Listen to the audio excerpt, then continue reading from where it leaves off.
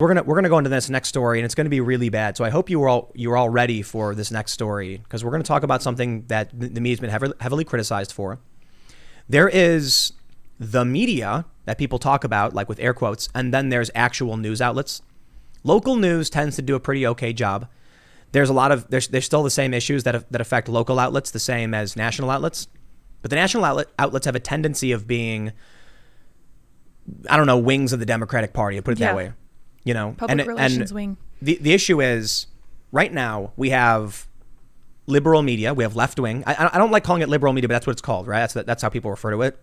And then you have conservative media, but the mainstream news and people like, you know, Brian Stelter, they never say left wing media. They always just say like Trump's ragging on news outlets. They're like fish not knowing they're wet almost. Yeah, but they will say right wing commentators, Oh, yeah. right wing personalities. They'll lump all of the worst people in the world together under the banner of right wing. If you go to the anti-defamation leagues like Terror Tracker, they're like, anyone anti-government is right wing. That's amazing. It's like, we talking about, like, Antifa is anti-government, but there's no anti-government left-wing category. There was one instance where they claimed that a black identity extremist who had killed people was left-wing. And all of a sudden I'm like, well, hold on a minute. Isn't racial supremacy like right-wing? But because of the race, you make it left or right? That's weird. So what ends up happening is, like, this is how the media functions. Yeah. So listen, we're gonna get this is gonna be brutal, man. I appreciate you guys. We're gonna talk about a really, really messed up story, and we're gonna talk about what the media is doing. So I'm giving you guys fair warning. Your blood will boil from this one. Check it out. This is from The Blaze, and I've got an update on this. Neighbor reportedly rushes 5-year-old boy playing outside, puts a gun to his head, and executes him. From The Blaze. This story's been making the rounds among many, many people. And I just say many people because I see a lot of people talking about it, and I don't see large mainstream news outlets. Yeah. They didn't talk about it. They didn't talk about a story like this. I saw this, and I had people asking me if I would cover it, and, you know, will I bring it up? And I got to be honest. My thought process initially was like, this is insane. However, my point of view was like, I don't think I can just highlight this one particular story because people think the media is ignoring it, right, and they should be covering it. Right. And I also kind of thought like, well, I mean, you know, will they cover it? I mean, are people jumping the gun? Let's see if this becomes a story. And sure enough, it didn't. And now it's at the point where we have the body camera footage from George Floyd, totally ignored, totally ignored. And I'm like, wait, hold on a minute. How many stories like this do we have? So, you know, with all due respect, and, you know, maybe I could have done a better job. Maybe I could have brought up the story sooner. You have the story of a 5-year-old boy who was playing outside, and a dude ran up because of some beef, executed a little kid. And this doesn't make, it's not just about this story. There's a bunch of stories like this. Do you remember when in New York, there were people running up to Orthodox and Hasidic Jews and just beating them? Yep. And just, where was it? Why does it fall on conservatives to support the Jewish community when they were being attacked in New York City? Yeah. I don't Why know. national media? Look, I think it's obvious.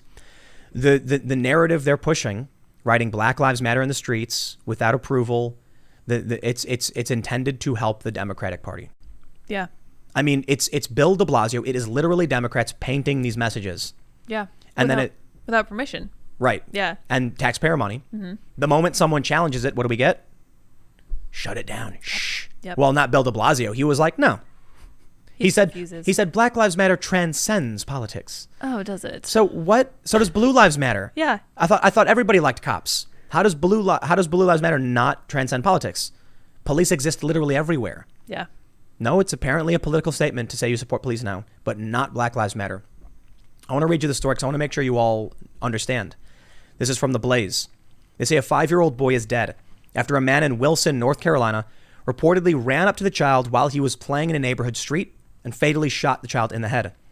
According to a report from WRAL-TV, the shooting took place on Sunday. Cannon Hinnant was playing outside his father's house on the dusky summer evening when their neighbor, 25-year-old Darius N. Sessoms, charged Cannon, produced a handgun, and shot him in the head. The child's 7-year-old and 8-year-old siblings witnessed the murder.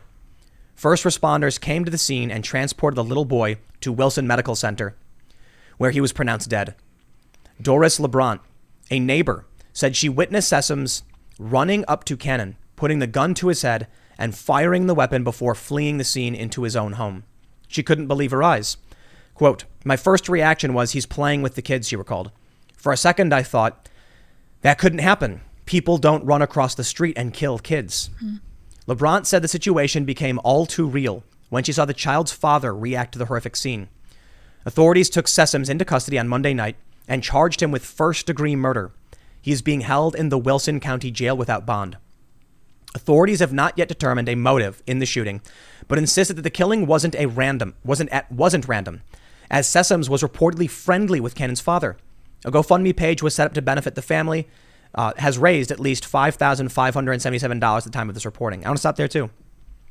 I see Antifa, far leftist rioters. They go around and they smash windows, they attack people, and they raise 80 grand, 30 grand, 40 grand. Yep. The media doesn't cover these stories. This is not the only story. These stories happen all the time. And I think I've been desensitized to them, especially growing up in Chicago. I wonder why it is that this isn't national news. This doesn't make sense to me, because this, you want to talk about not a political issue?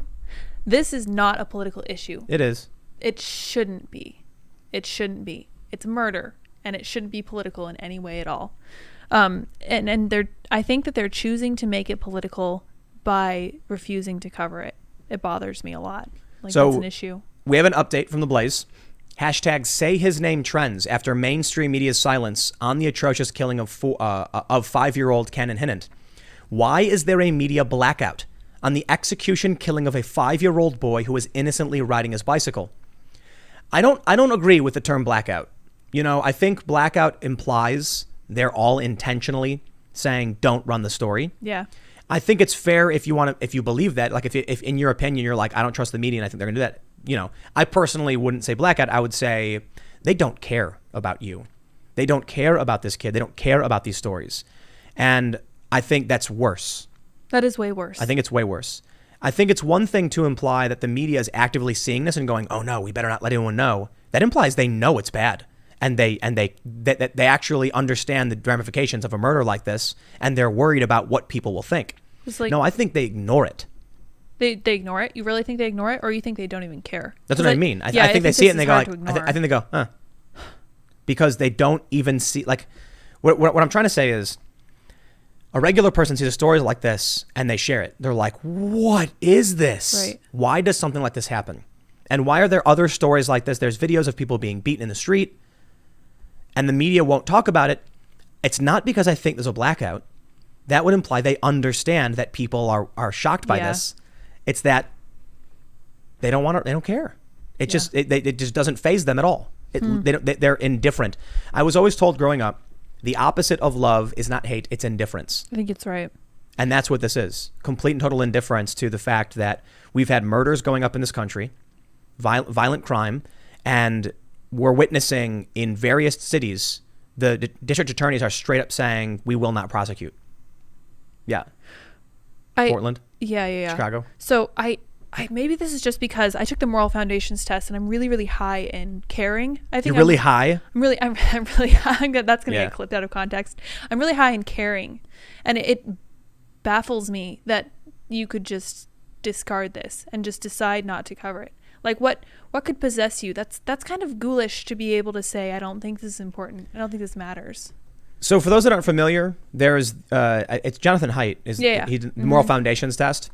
And it's a really, really fascinating assessment. It finds that basically conservatives have a balance of there's 6 moral foundations. I think so, yeah. Yeah. You want to pull it up? Yeah, I got it. So at conservatives, you can pat yourselves on the back whether this matters for you or not. Liberals, I don't think it's necessarily a bad thing, but it's interesting. There are 6 moral foundations. Do you have them? Yeah, hold on. Let me grab it.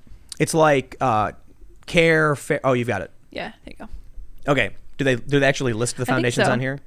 No, I think you have to actually go through the test. whole thing. That's boo. I don't like that. Here, let's do you want to just spam it? Yeah, let's just make it crazy. And then we'll show you this to explain what's going on. Oh, I can just go through all the way in the middle. We'll be super moderate. We'll be super centrist here. All right, we're going to give it a totally fake answer and see what it comes up with. Everything might be even. I don't know.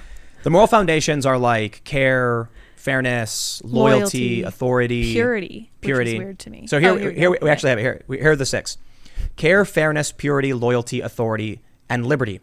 And you can see here so Lydia just spammed moderate the whole way across. Look how moderate we are. Yeah, but it's conservative. It says your strongest moral foundation is loyalty. Interesting. Your morality is closest to that of a conservative. Conservatives tend to have a balance of all of the moral foundations. That's really interesting. Very interesting. And what's really fascinating to me about it is it's conservative, like in general. This is not a new thing for conservatives. Right. But liberals tend to have care and fairness really high. Mm-hmm. And you can look at the blue here. Care is at like 78. Fairness is at like 79. And then loyalty, authority, purity, and liberty are lower. And purity is like the lowest next to libertarian. And conservatives in red are balanced across the board. Yeah. Interestingly, and I find this hilarious, libertarians are low on everything except liberty. That kind of makes sense. They're like, I don't care what you do or who you do it to, leave me alone. Yeah, exactly. But this is what's fascinating. Authority is important to recognize, but not to just blindly follow. We understand why authority is important to make sure a system can function and people can survive. Right. Purity is relatively important as well, and it has to do with avoiding disease and things like this. Yeah, like having borders and boundaries. Right. Liberals, or I should say left liberal, whatever you want to call it, have like none. They don't think that's important. None. They do have more. They do have a decent amount of liberty. That's interesting too, but lower than conservatives. Liberals obviously believe less in liberty than conservatives, less in authority, less in loyalty, more care, and more fairness. Yeah. I challenge this. I don't believe it. Really? I don't believe that care really is. I think fairness, but I don't think they care. Really? Yeah, because when I talk to when I try having a conversation with, maybe it's whatever default liberal is, when I have conversations with them and I say something like, do you ever actually ask a conservative how they feel? Of course they don't. So do you think it's just like an in-group thing? Like where they really, really want to protect their group? Yes. Yeah. That's so why it's very tribal. That's why maybe fairness isn't true either. I don't think fairness is fair either. I got to be completely honest, because you can take a look at this. When you have Antifa, Black Lives Matter rioters, smashing and destroying small businesses, causing suffering among those who are the most vulnerable among us, immigrant families, where are those who have care and fairness coming out and saying this was wrong? You might be right. Yeah, I don't know what it is these people are. Maybe you'd find that the Antifa people, they score low in everything but authority. Because I'm curious about this, right? Yeah. They give you a graph of left, liberal, conservative, and libertarian. What about authoritarian? Yeah. What about like far, far, far left? Yeah. Yeah. Well, not even not just far left, but authoritarian in general. That's true. That's not really a. Would they have low liberty and really high authority? Yeah, and probably really high purity. So anyway, the reason we got into this in the context of Cannon Hinnant is specifically about they don't care. Right. And I'm like, how can they claim to be liberal if they literally don't care about these things? Yeah. Certainly this story should make the average person cry. Yeah. Like, I mean, this was like getting punched in the chest. Seriously. But I've seen so many stories like this, and I mean, even when I saw the George Floyd videos, like I was moved. I'm like, man, even when you watch the body camera footage and you realize, look, he was resisting. So for those that aren't familiar, they published the body camera footage. Yeah. Now we know he kicked his way out of the SUV.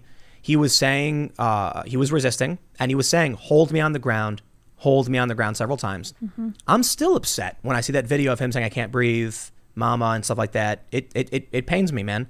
I'm absolutely opposed to the death penalty, recognizing there's no absolutes, right? I understand there are certain circumstances that even I have no control over. Right. Conflict exists, murderers exist, and sometimes I think in the confines of the state, if you've subdued someone and they're unable to actually hurt anybody anymore, that's when I'm like, I don't think it's right to kill.